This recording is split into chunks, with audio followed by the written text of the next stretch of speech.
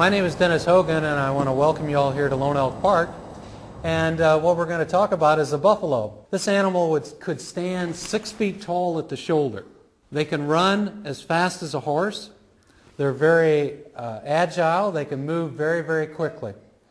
It's one of the special Sunday programs at St. Louis County's Lone Elk Park. It begins with a short talk in the shelter, followed by a hike to see the things you can pretty much only see here: deer, elk, and especially the buffalo, or more properly, bison. Most people take the drive along the loop road in hopes of catching sight of the huge animals that once filled the American continent. But you can't leave your car, not unless Dennis Hogan is leading the way. All right, let's go. Today's program is entitled Buffalo Hunt. But the first stop was for the elk, which had gathered just outside the shelter. But I don't know that he's eating grass right now. What else do you think? Acorns? Maybe acorns, exactly. They eat a lot of acorns this time of the year. On some Sundays, there will be a couple of dozen people, but today it was pretty much a personal tour for Bob MacArthur, his twin 4.5-year-old sons Michael and Peter, and their friend Mark. Their interests seemed to focus less on elk and buffalo and more on how many sticks they could gather. But that's fine, because no matter what the theme of the program, for many people, it's just about being outside. What?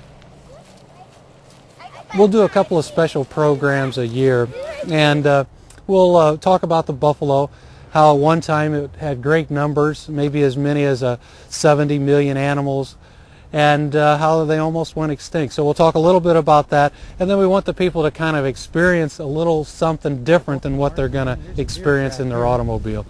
The rounder ones are more of the buffalo, and you can see the deer was actually the points. They call it a buffalo hunt for good reason, because there is a chance you will return without having seen any. Yeah, it looks like they're up on top of the hill now.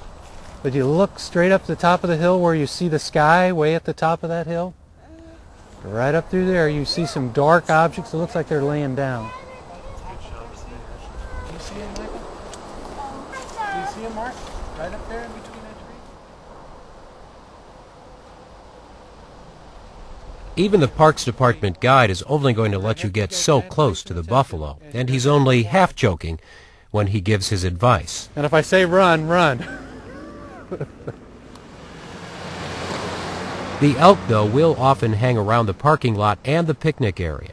And that can be a problem, because while they're used to people, people aren't always used to them. Hogan says one woman actually asked him if she could put her children on top of one of the elk as if it were a pony, so she could take some pictures. Well, at least she asked before trying. To be quite honest, every couple of years somebody does get injured by the elk. But, you know, what you find out, it's not the elk's fault. They're only responding as a wild animal would. They have two choices. One is to charge and one is to flee. And it just depends upon their mood and also what the person's doing.